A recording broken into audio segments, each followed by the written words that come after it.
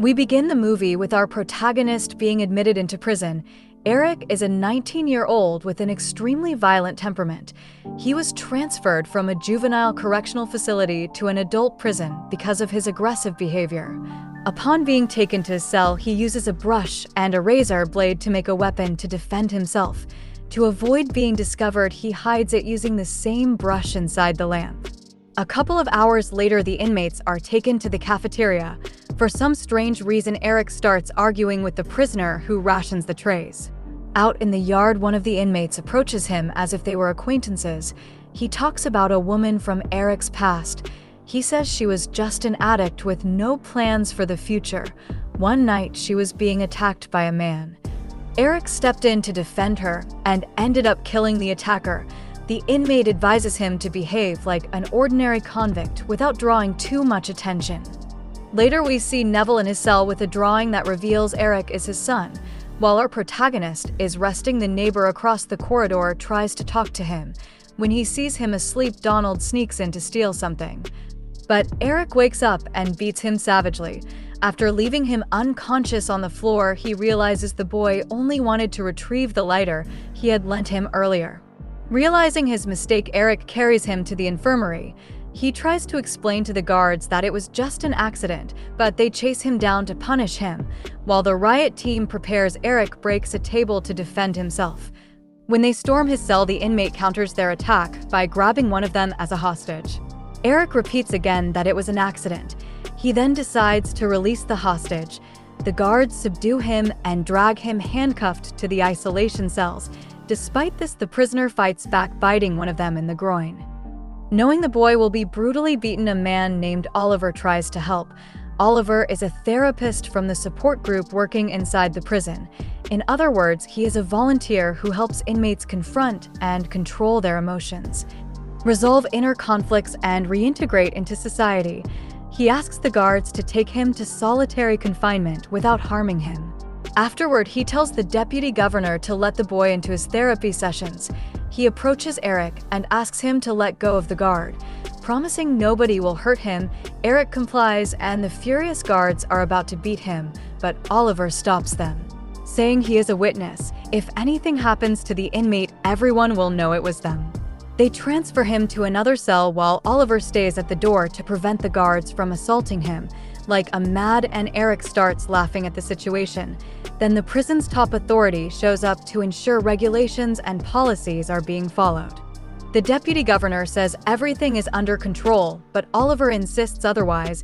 There was an incident with an inmate that places him at high risk and requires his attention. They must begin treatment for his violent behavior in the group. The deputy governor replies that the inmate assaulted two of his officers after knocking another convict unconscious. They cannot reward him with therapy without punishment first. They hold a meeting to decide, and in the end, the therapist prevails.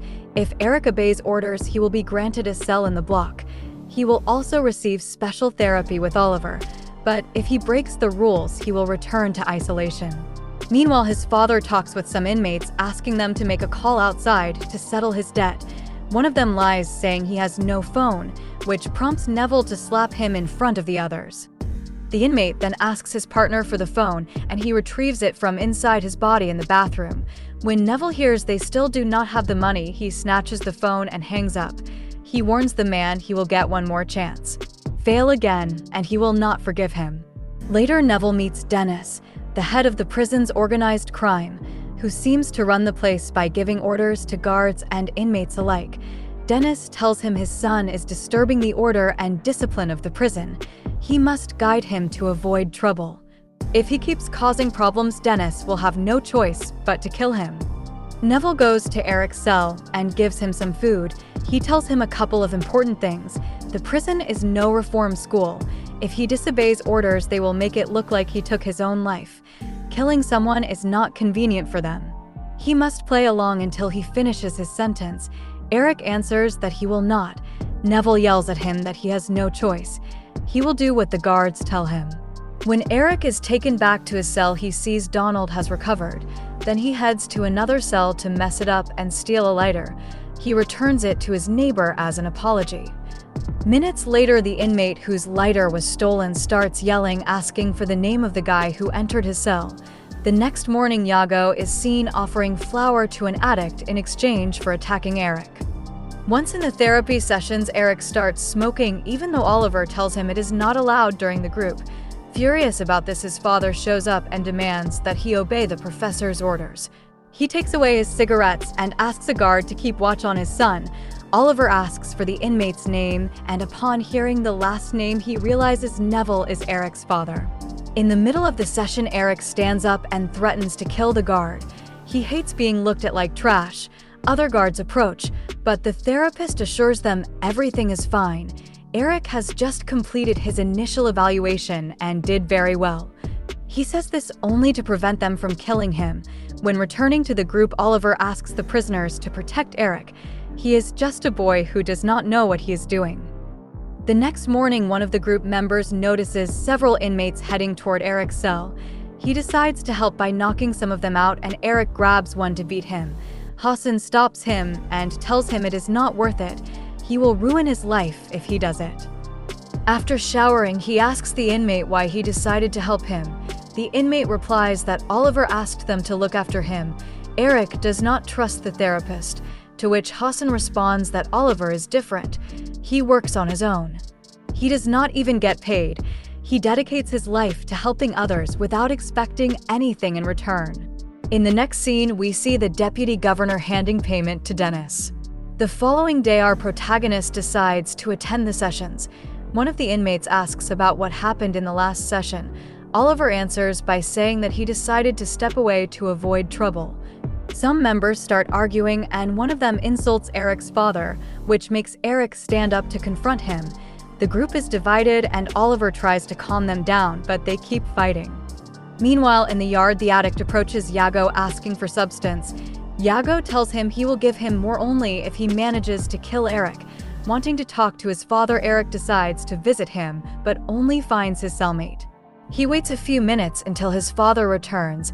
Eric opens up, telling him that he only gives orders without caring how he feels. His father cannot understand him and asks him to tell the truth. His cellmate touches his leg and says he is only trying to tell him something important. Seeing this, Eric realizes his father has more than just a friendship with a man. His father tells him that this is how prison works and leaves without another word. After attending his first session, which goes well, Eric trains in the gym with some of the other members. Due to the heavy workout, our protagonist ends up vomiting in the bathroom. While he is showering, the addict attacks him from behind and tries to strangle him with a shirt. Eric pretends to be dead, and when the attacker lets go, he manages to reverse the position and interrogates him to find out who sent him. Knowing Iago wants him dead, Eric retrieves his homemade weapon from its hiding place, then attacks him from behind, drags him to his cell, and asks if someone is giving the orders. Iago answers that he only takes orders from his boss, Dennis. With this information, our protagonist heads to Dennis's cell and tries to attack him by surprise. His father stops him, and Eric tells him he just hurt his lackey, who confessed that he only follows Dennis. Dennis decides to call him out and exposes him. He used his name just to save his life. The kid he is harassing is Neville's son. Dennis then asks Neville to leave them alone. He tells Eric that he used to be just like him, that he will need someone with influence to go far. He sees a lot of potential in him. Apparently, he even has some respect for his character. He offers him a place in his group, but Eric does not seem interested. In the next scene, we see Neville talking with Oliver. He asks him to help his son control his emotions, to guide him on the right path. The therapist tells him that Eric has suffered emotional trauma and abuse. He had nobody to help him during childhood. Enraged by this comment, Neville storms off, calling him a pathetic man with no life. At the next therapy session, Eric has an anger outburst triggered by a comment from another inmate. The therapist asks him to hold back, and he manages to control his anger for the first time. Hours later, our protagonist decides to socialize with his new companions. Seeing his son bonding with some of the inmates, Neville calls one of them to ask about what they do in the sessions. During one of the group meetings, his father suddenly shows up, interrupting the talk. He starts arguing with his son and finally storms out screaming like a madman, demanding to be locked in a cell. Then one of the inmates makes a joke. A joke that sparks a new argument. Tyrone tries to calm them, but ends up exploding as well after someone insults his mother. The group is once again divided until Eric apologizes for his anger outburst. At that moment, the governor arrives demanding explanations.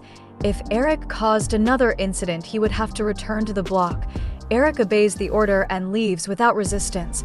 The deputy governor tells him he will not be allowed back in the sessions. He broke the agreement by committing an infraction. Oliver insists that Eric is changing. He is developing trust with the group. The sessions are helping him control his emotions.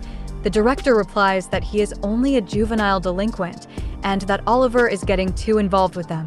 While in the bathroom, the deputy governor apologizes about Eric, but says he must understand there is nothing they can do to change his nature. The best thing is to keep him locked up. Society must be protected from people like him. They must ensure he spends the rest of his life in prison. Enraged by these words, the therapist grabs him by the neck and then walks away without saying a word. Meanwhile, our protagonist argues with his father for interrupting the session. He punches him several times and his father does not fight back, letting him vent his anger. Because of this, Eric believes his father only sees him as a loser. He follows him everywhere until Dennis intervenes. Seeing potential in him as a leader, he reminds him of their earlier conversation. He tells him again that he used to be just like him, that he has a lot of potential for this life. Without thinking of the consequences, Eric strikes him and throws him aside. When he returns to his cell, the riot team tries to subdue him. Neville asks him to calm down, but Eric responds with insults. Both lose control and insult each other as they are dragged to solitary confinement. To silence them, the deputy governor orders their torture. Angered by this disrespect, Dennis asks the deputy governor to get rid of Eric. Knowing his son could be in danger, Neville finds a way to escape his cell. He tells the guard that the shackles are hurting too much, and the guard agrees to adjust them. As soon as the shackles are removed, Neville knocks him out with a punch. After covering him with a sheet, he heads to the boss's cell to ask him to spare Eric. While they talk, the deputy governor and two guards are beating Eric. After saying he considers him family, Dennis tries to stab Neville with a knife. Neville dodges and reverses the attack, killing him.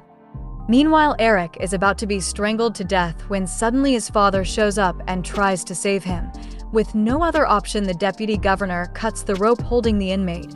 As he leaves the cells, he reports the incident, claiming it was a suicide attempt. Realizing his father was fighting to save him, Eric breaks down in tears. He thought his father never cared, but in reality, everything he did was to protect him and keep him safe. The next morning, Eric wakes up to the shouts of his group companions asking if he is all right. After some time, an official approaches his cell and tells him to come along. It turns out Neville is about to be transferred to another prison as a consequence of his actions. Before being moved, the guards allow them to say goodbye one last time.